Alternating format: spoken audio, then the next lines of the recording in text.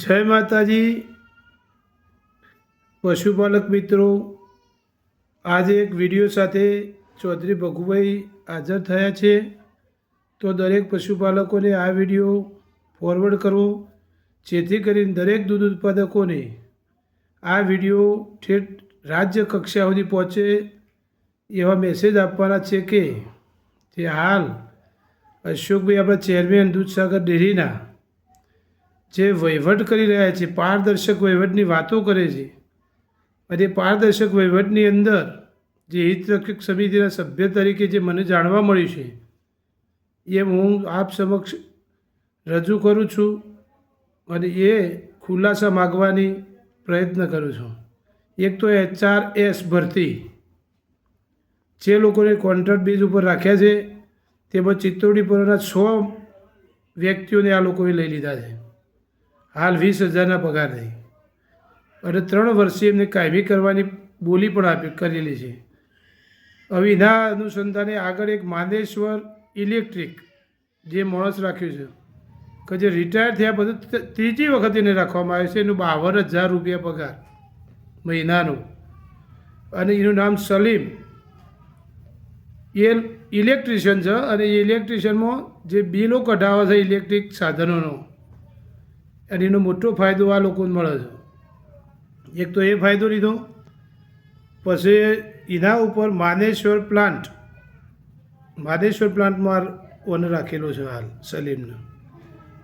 પછી ETP plant ધારુવેડા ખાતે, જે ETP પ્લાન્ટ એટલે ખરાબ પાણી, જે ગટરનું પાણીની વ્યવસ્થા આપણો ધારુવેડામાં નથી, એ પાણી ઉઠાવીને બહાર ફેંકી દેવાનું હોય, અને દરરોજનું જે વેસ્ટેજ પાણી નીકળતું હોય એનો ટેન્કરો દ્વારા આ લોકો નિકાલ કરતા હોય.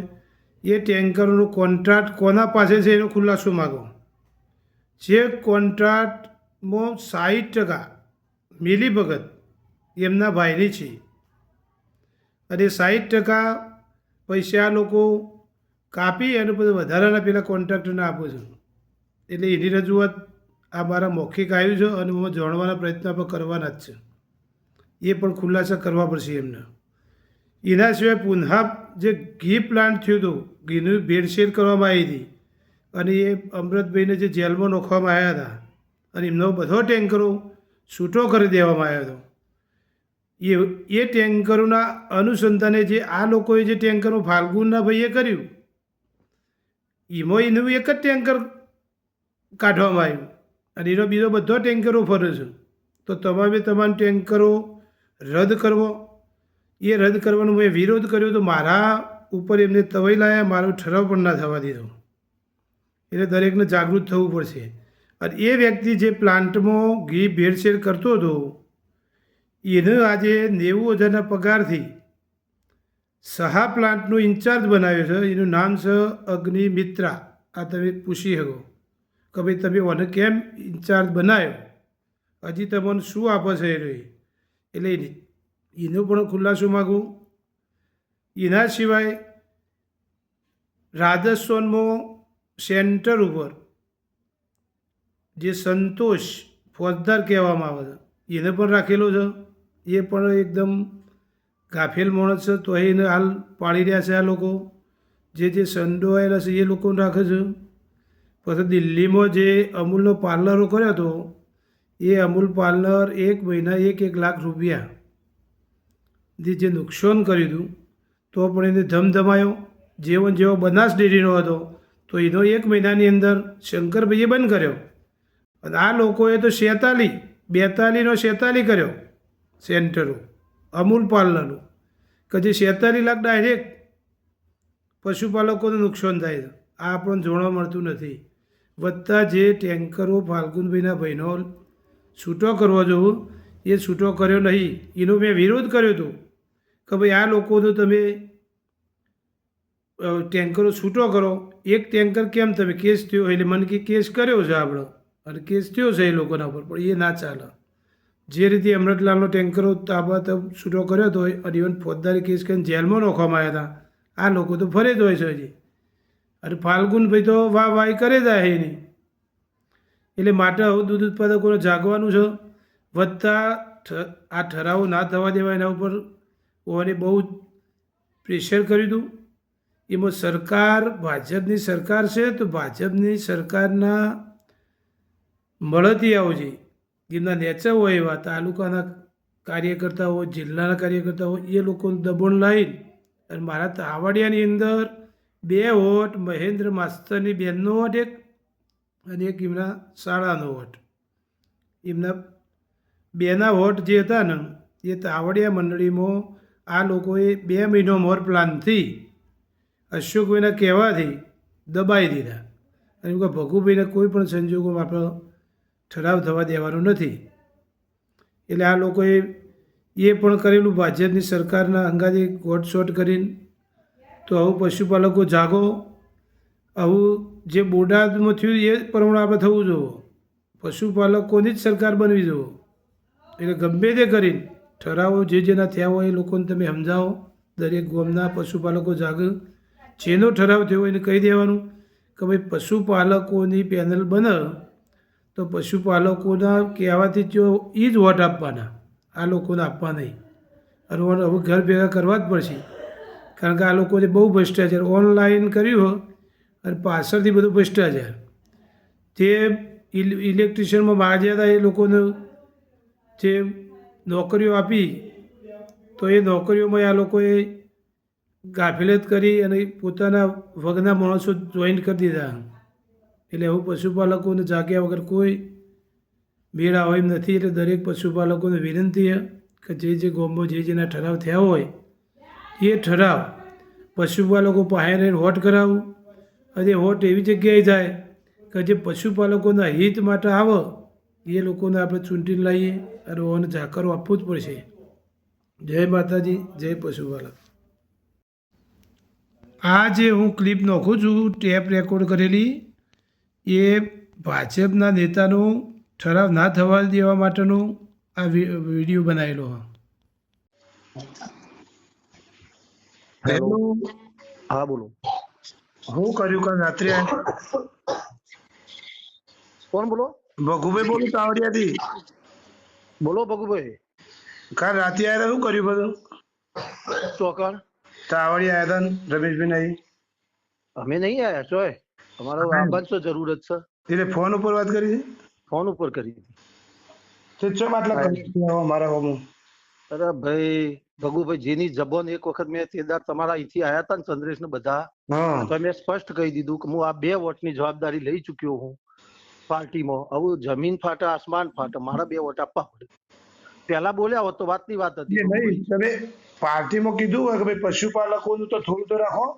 પણ હવે તમે મને કહેવા આયા ને પશુપાલક નો વિષય, મને એ સમય કોણ કહેવા આવ્યું? મારો ટાઈમ આવે એટલે આવું ને, મને તો ખબર કે આટલા બધા. પણ ભગુભાઈ એક વાત ગુજરાતી ભાષામાં કહી દઉં, તમે મને અગાઉ કોઈ દાર કીધું આ વસ્તુ વાત કરી? મારે અગાઉ ઊભું નતું રહેવાનું, આ તો મને ખબર પડી ને. હા, તમે ત્યારે કીધું જયારે બધું પતી ગયું હતું, મારા પ્રોમિસ અપાઈ ગયું, તમે કોઈને આપી દીધું ઓન પ્રોમિસ. હું તમારે ઘરે આવીને બેસી જઉં અને કહું ભગુભાઈ મને આલો આવું, તો એ શક્ય બનવાનું? એ નહીં, મારું તો કેવું આપણે ભાજપનું શું કામ છે? ભાજપનું નતું, કાર્યાલય બેઠા હતા અમે અને બધા વાતમાં વાત નહીં એટલે એમને બધાએ કીધું મહેન્દ્રભાઈ તમારા 2 હગોના વોટ હોય તો તમારા 2 વોટની જવાબદારી તમારી. એટલે મેં કહી દીધું કે ભાઈ મારા 2 વોટ નહીં લઉં, 3જા વોટની નહીં લઉં, 3જા વોટનો હું ફોન નહીં કરું. તમે કોને કીધું તું? પાર્ટી નો થયો ને, બધા હોદ્દેદાર નોમ તો જાહેર આપણે કોઈનો શું ખા કરવું પડે થયો કાર્યાલયમાં. બધા જિલ્લાથી મોડીને થેડ ઉપર સુધી બધાએ કીધું. જિલ્લાથી મોડીને થેડ ઉપર સુધીનો દબાણ હોય ને, બધાએ કહી દીધું કે 2 વોટ તમારા આપવા પડે. એટલે વોટ આપણે આપી દેવાની કહી દીધું. ના હું પ્રોમિસ થઈ ગયું ભગવાન. હવે મારું કેવું છે? હા કયો કે ભાજપ સરકારના દૂધ ઉત્પાદકોની જરૂર નહીં મતલબ થયો. એ તો જુઓ ભાજપના નીનાથી તો કોઈ મતલબ, મેં તો મારે ક્રિસ્ટનનો મારા હગાનો વોટ સ્વીકાર્યો. આ તમારી વાતથી તો એવું લાગે ને? ના એ વસ્તુ ચો થાય ભગુભાઈ. તમારા ખાલી પૂછવું તો હરેશનંદ ચંદ્રેશ ને પૂછી લેજો. મહેન્દ્રભાઈ 2 ની જ વાત કરી છે. બીજા વોટમાં એક ફોન આપણે કોઈ કર્યો નહીં અને હું કરવાનો નહીં. મારી વાત તો સાંભળો તમે. આ તો સ્પષ્ટ મતલબ તો એ દેખાય કે પશુપાલક એની સ્ટેજ પશુપાલક ગુજરાત રાજ્યના સરકારનો વિષય છે. એમાં તમારો નહીં કે મારો કોઈનો વિષય નહીં, એ સરકારનો વિષય છે. સરકાર તો ભાજપનું આટલું બધું પણ મારા ગામમાં કેમ? તમારા ગામમાં બધા ચાલતું છે કે હું તો તમારા ગામની વાત? આ તો મારા ગામમાં મને દેખાણું એટલે હું કહું તમને. તમે તમારી દ્રષ્ટિએ તમે હાચા, તમારા ગામનું દેખાવ, પણ મને કોઈ અગાઉ કહેવા નહીં આવ્યું. જુઓ પહેલી વસ્તુ જયારે તમારું ચિત્ર આવ્યું ને એ સમય સુધી તો તમે મહેન્દ્ર કુમાર બધા હારી ફરતા. એ નહીં પશુપાલક તો હબળો અગાઉ કહેવાની જગ્યા જ ના હોય. અમારે તો અમારી ડેરી છે, અમારું જયારે જાહેરનામું પડે એટલે અમે ભરવા જઈએ ફોર્મ. તમારું મને કોઈને ફોર્મ ભરવાનું એ નતું કીધું કે તમારું ઉભું રહેવાનું એ મને નતું કીધું. મને જયારે વાત થઈ જાય એના પછી 10 દાડે ખબર મંડળીમાં ઓર્ડર આવે ત્યાંથી એટલે ઠરાવ કરવાની ફરજ મારી નહીં. એ તો જો એ વસ્તુ ગામની મંડળીની અંદર ઠરાવનું હું તો મારા 2 વોટ હતા હકોના. એક જોસ્ટ ઉદાહરણ આપું કે દૂધ ઉત્પાદકને જ્યોતિ સંઘને ઓર્ડર કરે કે ભાઈ એવું તમારે ઠરાવ લાવો એટલે અમે તો કહીએ ને અમારે તો જો એવું લાગવગ કરાવી છે કોઈને કે એ પહેલા તો મહેનત બધું ચક્રવ્યૂહ ચાલતું હતું, બધા કહેતા હતા, પણ મને કોઈ આવી ફોન કે કોઈની વાત કે કોઈનું કશું આવ્યું નતું. મને જયારે આવ્યું ત્યારે મેં સ્પષ્ટ કહી દીધું કે ભાઈ હું બોલેલું થૂંકેલું ઘરું નહીં. અને મને આજે હું કહી દઉં આપણી વસ્તુમાં એક વખત તમે બોલી જો હોત ને તો હું તમારા જ પછી રહું, પછી મોટો લોટ કરજન આવે તો રહું નહીં.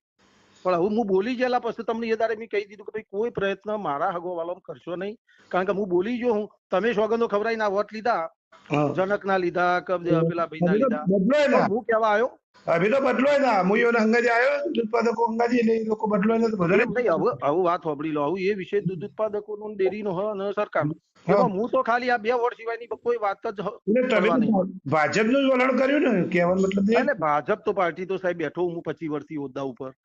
ભાજપ નું તમે બેઠા હોય કિસાન સંઘમાં તમારા ભાઈ તો કિસાન સંઘ નો વિરોધ કરશી એ નહીં. તમે ભાજપ નો વિરોધ ના કર્યો, દૂધ ઉત્પાદકો નો કર્યો ના. દૂધ ઉત્પાદક મારે કોઈનો હું કા કરવો છે? દૂધ ઉત્પાદક વિષય સરકારનો હ, ડેરીનો હ. મારે તો માત્ર 2 વોટ આપવાની જવાબદારી. 2 ટેન્કર ચાલુ થઈ ગયા એ વાત સાચી. કોનો? મારો 2 કર બહાર કર એનાથી મારો એક ટેન્કર જ દઈ પોતા આયો નવો છૂટી ગયો મને બધી માહિતી. એ રમેશભાઈ નો વિષય હ, મારો નહીં. એ રમેશભાઈ તમારા ભાઈ પણ એ તો એમનામાં ચાલુ જ હતો. મારે કોઈ જરૂર જ નથી. મારો 2 ટેન્કર તો 3 વર્ષથી ચાલુ. હા 2 વર્ષથી રે પર 2 બીજો નવો નહીં લાય એક પણ જીયાઓ જઈને ડેરીમાં ચાર્જશીટમાં હાલે 3 તો ફરજ છે ને એક નહીં 2 જ છે મારા વર્ષોથી. હા એટલે 2 તમે તાર વર્ષોથી. હા ભાઈ ભગુભાઈ ખાવા બેઠો છું પછી શાંતિથી વાત કરું.